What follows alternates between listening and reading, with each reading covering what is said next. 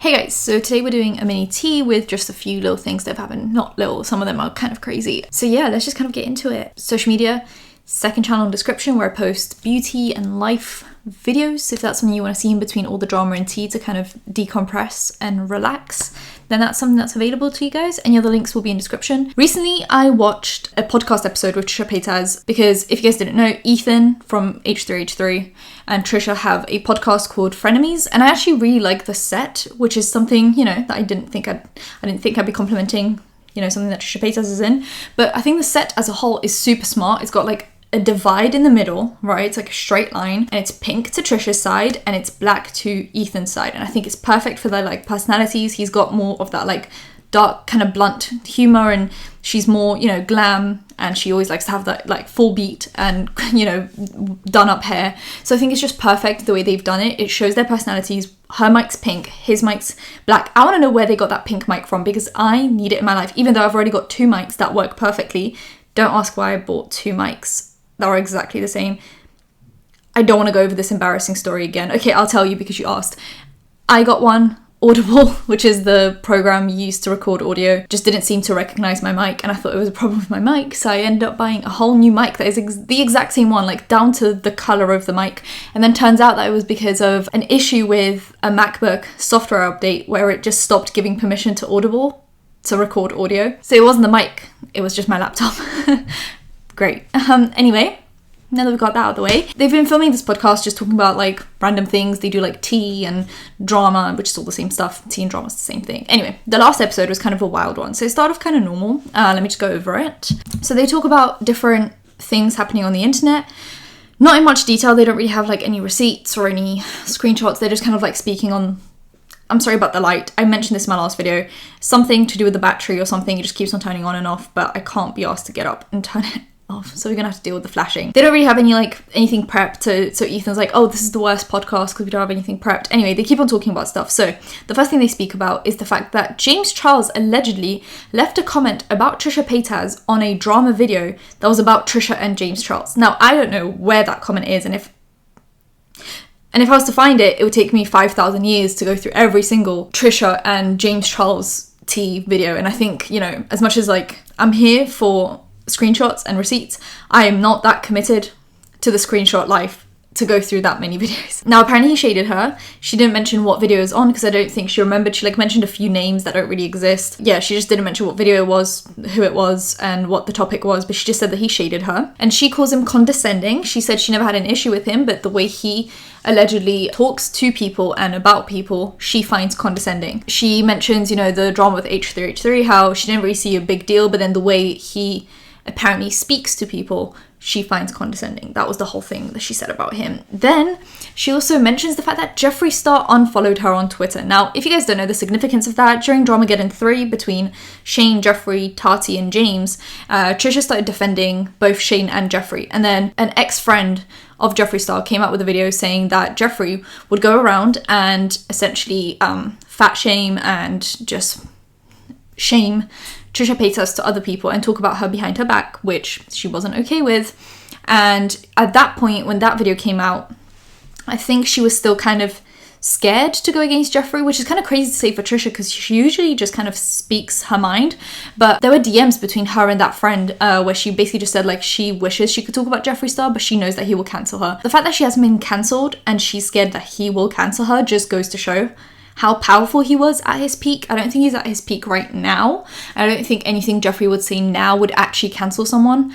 But the fact that that was a possibility a while back is scary. Once all of that comes out, I guess she's less like scared to essentially like cancel him. And she goes a little harder on defending Shane than she does Jeffree. She kind of mentions how her and Jeffree aren't really friends anymore, but she's still stuck in this like limbo of like, am I friends with him? Am I not friends with him? She's kind of like in this in-between. She like doesn't want to say too many bad things about him, but you can kind of tell that she's been heavily turned off to him as a person. And she says that he unfollowed her recently on Twitter and he doesn't follow that many people. So he kicked her out of the club and she then unfollowed him. But she's like, I don't know if I should follow him back. So you can tell like she's still scared, which is crazy because Trisha isn't scared of saying anything. The amount of like controversial stuff she has said over the years, and she was getting completely cancelled and dragged to filth and she did not care. But Jeffree is where she draws the line. It's crazy to me. She then talks about Jaclyn Hill, and she finally mentions who it was that Jaclyn Hill wanted to sue. So you know how in one of the Instagram stories, Trisha was like, if you're going to sue someone for me talking about you, sue me and not the people around me. And it was apparently Jaclyn Hill's ex-husband that she was trying to sue. Apparently he has signed an NDA, so maybe he was saying stuff that was like within the NDA. I don't know, it's crazy. She also said that she slept with him, which is crazy. And then she also, once again, talked about Jaclyn Hill cheating on John with the guy that she's with now, and Jaclyn has essentially like disagreed with that in one of the videos. She made like an assumptions video where one of the assumptions was that she cheated on the boyfriend, and that was like right after Trisha Paytas accused Jaclyn of cheating on her ex-husband, and she basically said no, there was no overlap, you guys are just not aware of the timeline. But Trisha once again came out and said that no, she cheated on him. So this is like, you know, a battle. And then John Hill actually apparently cheated on someone else with Trisha. So like there's just like a bunch of cheating happening allegedly. They then get onto the topic of Mikey, and Trisha once again says that the most PC people are usually the worst ones because they're trying to overcompensate for like something. She mentions how Anthony will probably leave her because he apparently he's egotistical and two-faced, and that this wouldn't look good for him, and anything that doesn't look good for him he drops. Apparently that's what she said. I enjoy Anthony's content, I really do, but I remember I was really turned off because he made some like wild comments about drama channels on Phil's podcast, and I was just a bit like, that was unnecessary. And now his girlfriend's in drama and I'm just like, yikes. Anyway, so that was said. They then get onto OnlyFans, how she did an OnlyFans with her sister and her mum, and like Ethan's kind of dragging her and she's defending herself, and it's just like a bunch of back and forth. You can tell like the atmosphere is getting a bit tense, but like you don't expect what's gonna come up. Then they get onto like baby talk. So Trisha said like she's ready for a baby, and she's, if you guys don't know, she's dating like a family member of Oles. She's dating Moses, and they talk about like relationships and how like Ethan's basically like subtly dragging her, like basically just saying like she can't keep a relationship, so having a baby is like a really stupid thing to do. She's like, no, like I want a baby, I would have a baby on my own, just like a bunch of things. And he's just looking at her like she's gone insane. And then he actually calls her crazy, and that's where the whole thing pops off. So he calls her crazy. She then kind of goes at him and says that he's the one with the dysfunctional family, which that kind of got me like weird, because I was like, that's like a lot for him, basically just saying like, oh, you're crazy. Like for her to like straight away go for his family is a little bit too much. He calls her crazy again, like he's just like, oh, I'm just like joking, but like you're crazy. And she brings up something that he's told her as a secret of sorts. She's like, well, you were addicted to pills. And he was like, how's that relevant? And she's like, well, you're calling me crazy because I'm off my meds. And he was like, I never even mentioned meds. And at that point she's mentioning stuff that he hasn't even said. She keeps on repeating the fact that he's saying that she's crazy because she's off her meds, when in reality there was no talk of meds. He just literally said like, you're crazy. So then he says that she takes information that people tell her personally, and she weaponizes that against them once things go wrong. And he's like, this is why you can't keep friendships and relationships. And she's trying to bounce back and say, you know, that she has long-term friendships. And he's like, no, every single time a relationship ends, you weaponize information that you have about people. And then he mentions the fact that apparently she publicly accused Moses of talking to underage girls. I don't know how they just glossed over that information, because I was shocked. She then continues to, you know, say that his life's pathetic. He basically just says like, look, I have stability in my life, I am happy with my life. And then she basically just like keeps on going on about how pathetic his life is because he's spending his time with like a kid and a wife, and that he's been in the same relationship for 12 years. And he's like, yeah, that's literally called being married with a family, something that you don't have because you keep on dropping everyone. And she just keeps on like going at the fact that he can't find anyone better, and that's why he's stuck in this relationship, which is completely disgusting to say. Mainly for like Ela to watch that and be like, oh, so you think he's only with me because he can't find anything better? Right, maybe he just likes being in a stable relationship. Anyway, he's basically just saying like, oh well, Trisha, this is something that you really want, you don't have stability in your life, and this is why you're clapping back at me. You weaponize everything that people tell you, and you're projecting. You know, she just kept on saying things at him like, oh, your videos are flopping, no one likes you, your guests never come back for more. And he's just like, you're projecting, you're talking about yourself right now. And it was just crazy. She then, towards the end, he's like, look, I'm really sorry for calling you crazy, I'm genuinely sorry. And she's like, yeah, I'm not sorry. And she's just so, she has zero emotional maturity. There is just nothing about her that screams, I'm an adult and I know how to approach communication and friendships and arguments and relationships. And he's just constantly being like, look, I'm sorry if I offended you. I thought we were joking around. Everything seemed fine. And she's just like, yeah, I'm fine. I'm not angry. I'm not offended. And she just acts like a child. Like, if you're offended, just say you're offended. Don't sit there and be like, oh, no, I'm fine. I'm fine. When you're clearly not. I don't know. It's just such like immature behavior. Anyway, she then just gets up and leaves. And then she turns to Moses and she's like, well, are you going to stay here or are you going to come with me? Once again, it's childhood behavior. It's like secondary school or high school when, you know, friends get into like an argument and then people have to pick sides. And it's just like, she's literally acting like a 12-year-old. After that, filmed a video where she did like a mukbang and she spoke about the thing. She didn't really mention much. It was more so her comment section that was kind of interesting, where people were saying like, you're in the wrong. You push people away. You project your own insecurities on other people and you weaponize information that they have given you personally because they trusted you with that information against them once things go south. And it's true. Whenever she has a failed relationship or a failed friendship, she decides that the best way to go about it is to take private information that people have told her and use it against them. And it's kind of disgusting, you know? This is why she doesn't have successful relationships a lot of the time, because I feel like people don't trust her. And I don't know how you would get into a relationship with her and feel like you can trust her with any information that you say to her, you know? I would be terrified that those things would end up on her kitchen floor with a mukbang, you know? So anyway, her video had 7.1k likes and 9.7k dislikes, and people were just kind of going off in the comment section. The next thing I want to talk about is this Nikita Dragun video. I'm going to play it for you guys right now.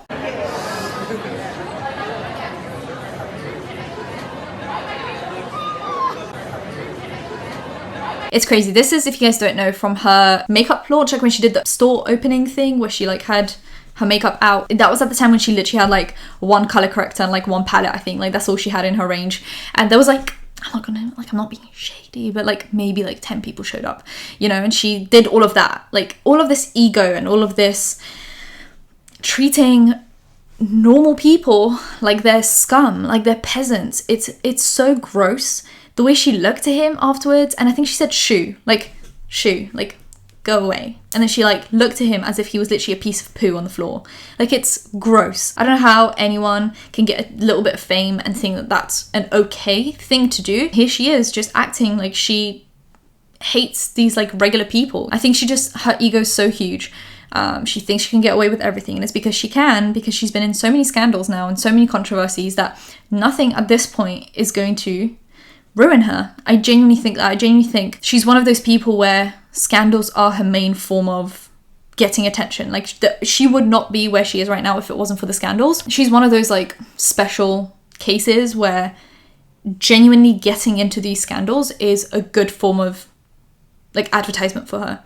It's crazy to me. I don't know how she does it. I don't know how it works every single time for her, but it does. So this was just gross to see. When I saw that, I just felt icky. I was like, why would you do that? The next piece of tea is David Dobrik. So David Dobrik came out with an app called Disposable, where you would you'd use your phone as if it was a disposable camera, where you take a picture. You didn't see it for 24 hours until it developed, and then you could see it later on, and he would, you know, post those on Instagram and stuff. And then he decided to essentially make it into a social media platform and call it Dispo, and he has a lot of backing. I think he has like someone from Chainsmokers supporting him, like Vlog Squad members are investing, and recently he announced that the co-founder of Reddit is actually investing $4 million into this social media platform. I think this is supposed to essentially replace Instagram. We recently spoke about how James Charles complained about the fact that in the last 3 months his analytics on Instagram have dropped by about 75%. So his likes and reach to new accounts is dropped by 3/4. He's saying that, you know, most people are really angry about the way Instagram works. I spoke about it recently where there was an interview between Marcus Brownlee and Mark Zuckerberg, who owns Facebook and Instagram, because Facebook took over Instagram. And he said that they don't do chronological order, they do algorithmic order, because he doesn't like the fact that people can spam people's timelines on Instagram, which I think, considering most social media platforms use chronological order for their timelines, and no one's having issues with spamming, I think that kind of is like a bullshit excuse. But he's saying it's for the reasons of, you're not going to be seeing the same stuff over and over again, it's going to be tailored towards you. But like, I want to see what people are posting in order as it's being posted.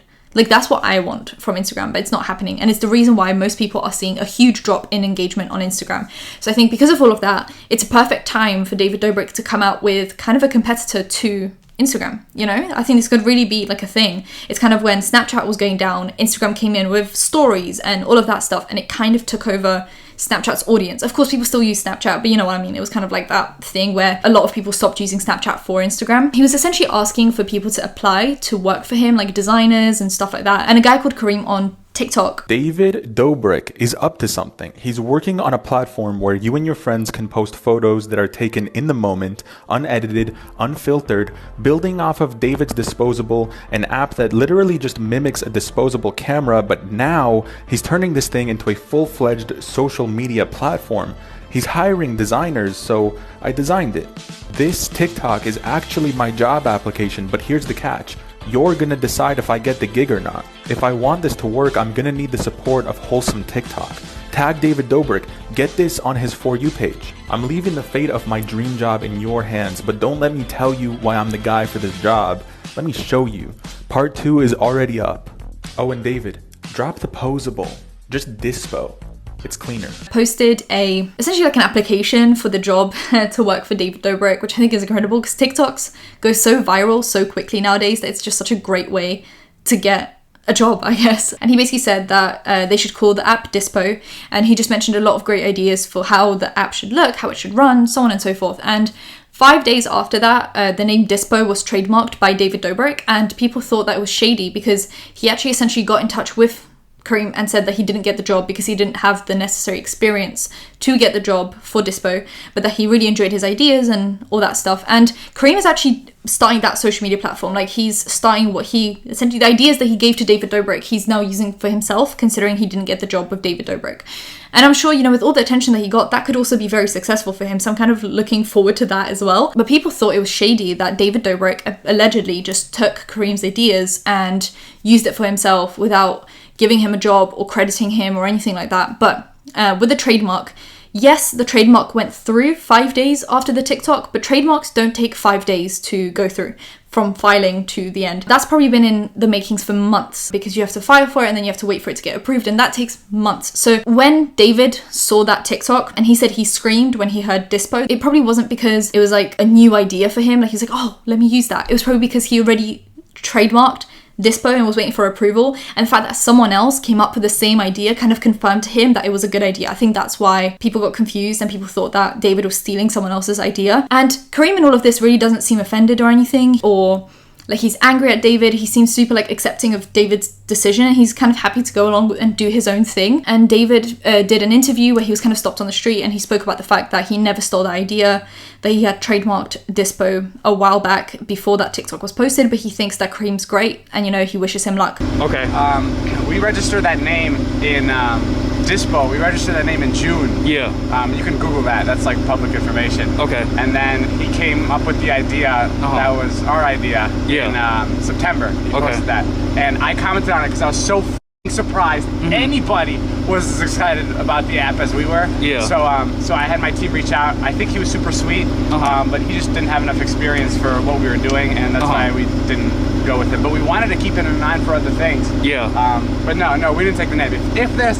If there's anything I pride myself, it's in being authentic and being original, and the last thing I would ever do is steal someone else's idea. I mean, I have my word on that. And that was the tea. People thought David was genuinely stealing ideas from a smaller creator on TikTok, and that wasn't the case. But I'm glad that there's no like ill feelings towards each other. I'm glad Kareem's just, you know, doing his own thing, and he's essentially just going along with his ideas, even though David Dobrik doesn't want them. He's like, fine, I'll have them then. They're my ideas and they're great. So I'm happy that that's resolved. And I think that will be it for today's video. If you guys enjoyed it, give it a thumbs up, comment down below anything you want to comment down below, and subscribe because I post videos every time something happens. Hit that bell to be notified when that's happening. Social media, there's a fly flying around me and I'm getting angry. Social media links, second channel, affiliate links, any other links in the description. I'll see you in my next one. Bye guys.